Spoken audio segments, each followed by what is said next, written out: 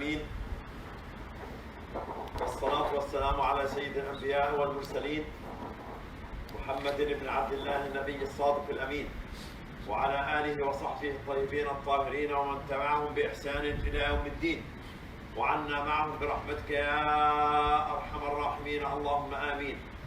عباد الله، أوصيكم ونفسي أولا بتقوى الله العظيم وطاعته، وأحذركم نفسي أولا عن مخالفة أمره ونهيه، ونعوذ به سبحانه وتعالى من شرور أنفسنا ومن سيئات أعمالنا. من يهد الله فلا مضل له ومن يضلل فلن تجد له وليا مرشدا. ونشهد أن لا إله إلا الله وحده لا شريك له، له الملك وله الحمد، يحيي ويميت وهو على كل شيء قدير. ونشهد أن محمدا عبده ورسوله أرسله الله عز وجل بالهدى ودين الحق ليظهره على الدين كله وكفى بالله شهيدا. ثم أما بعد، يقول الله عز وجل في كتابه الكريم بعد أعوذ بالله من الشيطان الرجيم: كنتم خير أمة أخرجت للناس تأمرون بالمعروف وتنهون عن المنكر وتؤمنون بالله. First of all, Eid Mubarak for each and everyone. May Allah subhanahu wa ta'ala accept the ibadah of all. Ameen, inshallah. The ayah which I recited is stating that we are supposedly to be the best ummah as long as we believe in Allah and perform Amr al-Ma'ruf and Nahy al-Munkar. We as an ummah, we went through so many turning points in our history, so many critical moments in our history. And one critical moment, maybe not everyone pays attention to today, is 52 years ago, the so-called Six-Day War happened in the Middle East. On the 5th of June, 1967. They call it 6 days war, although it should be 3-hour war. Because from the very beginning, the outcome of that war was settled and known. The role of Assad of Syria is very well known in turning to the Israelis the Golan Heights. Even recently, some documents were released saying that Colonel Nasser of Egypt already knew about even the timing of the Israeli strike. Yet he did nothing but waiting for them to hit his Air Force. And by hitting the Air Force on Monday morning, the outcome of the war was already settled. And in the other fronts, it's not much better than this. There were fightings here and there, but no comprehensive plan crafted by quote-unquote Arab countries to face the situation. And today, 52 years after that, our situation is not much better, actually. And I'll give you 3 examples. The first example is before 1967, the concept of nation state, the separation, those borders, was not carried out by people. It was established by the political leadership, but people till then didn't believe in this. We have, as an example, people realized that these borders are designed to divide and conquer. And if we just take brief history, just have a brief look at the history, we find out that 3 plans were worked at simultaneously. Working to bring down the Ottoman state, and working to divide the Middle East through Secret Accord, and working to create a new entity in the Middle East for the Zionist movement. Those three projects were worked on hand in hand, simultaneously. In 1914, already the revolution against the Ottoman state was already also the connection, the communication between Britain and the Zionist movement was there, and the work to bring the Ottoman state down was there. So people actually then believed in one notion, in one state, but after that, the colonial or European colonialism came and conquered the region. And after 1948, people still have this sense of unity. Even some countries were still united. Egypt and Sudan were one country by then.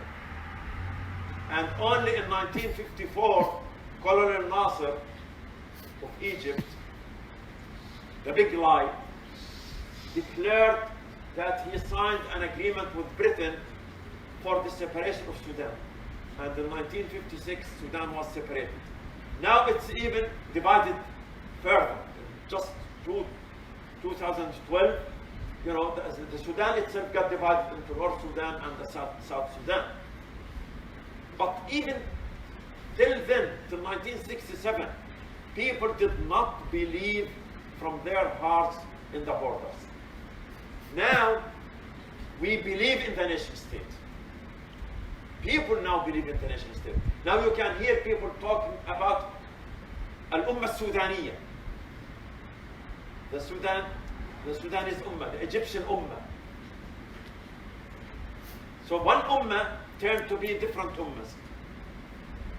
Before, people realized that we are different states. Unfortunately, it talks about political divisions, but people believed in the concept of the Ummah. Now the concept of the Ummah is shaken in the minds of people. And this is very much worse than the situation in 1967. 1967, it was not at this level. Even the pan-Arabism parties like the Ba'ath Party, which claims itself to be a party for unity, it got divided based on the nation-state borders. They no longer work for the unity at all. It's just attractive slogan they are using. So the notion of the nation state turned to be now accepted, although before 1967 it was not. Now it turned to be accepted to the point some people, supposedly to be Muslim scholars, are claiming that the nation state is the tool to curb terrorism, and that calling for unity will lead to terrorism. It leads to this level. The second example is then 1967, actually between 1948 and 1967, people did not accept the very entity of the Zionist colonial state in Palestine. And by the way, it's not just Muslims who did not accept that. Some Jewish organizations, the Torah Carta, does not recognize the very legitimacy of the entity. And when Theodor Herzl, actually even before that, tried to have his first Zionist convention, he was trying to get it in Vienna. And the Jewish leaders in Vienna, including the rabbis, they opposed that. And that's why he got it in Switzerland. Actually, they sent two rabbis to visit Palestine and to give them a report about the situation, because at that time, the Zionist leaders started claiming that we are trying to get a land without people That's the equation. Land without people should be given to people without land. So they sent people, two rabbis, to Palestine to report. What about the situation there? Really, it's a land empty of people. Really, is it a land that is not cultivated, that is wasted? So they sent the telegram, says the bride is so beautiful, but she is married to another man. So not all Jews agreed with the concept of Israel. And of course, Palestinians and Arabs and Muslims did not accept. Now, we can hear voices from even the Gulf. Not just calling to be pragmatists, to try to have a peace agreement with this entity or not. They even gave them their right in Jerusalem. And we can read this in the tweets and the speeches of many people who presented themselves to be strategic analysts from the Gulf nations. This never happened before, at all. And even, unfortunately, it's very sad to say, and we have to say, yes, there are some Palestinians who accepted that. That's right. And there are some people who are presenting themselves to be leaders in the Syrian opposition movement who are calling for this. They think that if they are doing so, they will gain support and legitimacy from some other foreign countries. And we know the situation in the Gulf and the relationship between, now we have a new term called Arab Zionists. So this class in the society is increasing, and it's increasing in the Gulf, unfortunately. I never imagined that we will hear such things from people in the Gulf. And I'm not saying all people, not at all. All generalization is wrong. But some people, some even officials, some people who are presenting themselves to be thinkers and politicians and strategic analysts are promoting this. So this situation now in this regard is worse. The third example is that the dictatorship turned to be more bloody nowadays. Now if people are demonstrating, just go and kill them. You know what happened to the people in Sudan? They didn't just kill them. Astaghfirullah, they start cutting their bodies and throw them in the Nile River. Not killing. They went beyond than what Sisi of Egypt did. So the dictatorship is even now more bloodier. And we know the fighting in Yemen, it's open, maybe it's going to be divided further.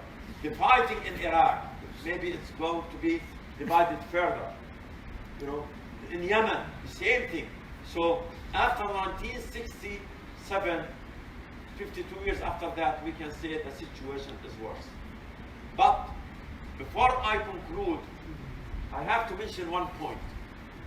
I remember then, the first Friday prayer we performed there, after the Israelis allowed us to pray. I went to pray in the Masjid. I was at that time around 18, 19 years old. So Khutbah al-Jumua'ah, he stood up, and actually it was the shortest khutbah I ever listened to in my life. After making hamd, praising Allah subhanahu wa ta'ala, he said, Allah subhanahu wa ta'ala says, يقول الله تعالى إن الله لا يغير ما بقوم حتى يغيروا ما بأنفسكم أقول قولي هذا وأستغفر الله لي ولكم. And he sat down. After praising Allah, he just recited one ayah from Surah Al-Arqam, that Allah will not change what is within the people until they change what is within themselves. And he sat down. He didn't elaborate, he didn't explain. That ayah is the solution. Now after 52 years, I recall that khutbah, and I keep saying this ayah is the solution. We need to change. We need to change our concepts, the way we look to the halal and haram, the way we look to Islam, the way we look at our bond, the way we look at each other. You know, the way we should consider the salah. If we keep considering the salah as just social ritual issue, not ibadah between us and between Allah, if we keep looking at fasting the way some people look at, we are not getting anywhere. Though if we keep looking at the nation state, that it is that status quo and it is existed to prevail, we are not going to change the situation. And 52 years from now, somebody else will stand and talk about another disaster. So there is a solution, and there is light at the end of the tunnel. Because I don't want to leave the khutbah giving the impression that the situation is so dark to the point that there is no hope. No, there is hope. There is a solution and there is hope, and the hope, inshallah, and the solution is in the book of Allah subhanahu wa ta'ala and the sunnah of the Prophet sallallahu alayhi wa sallam. So we need to stick to this, we need to understand it properly, we need to educate ourselves, educate our youth, educate people also about Islam in the right way, so that we start the change. Otherwise, we'll get into the same cycle. أقول قولي هذا وأستغفر الله لي ولكم. الحمد لله رب العالمين.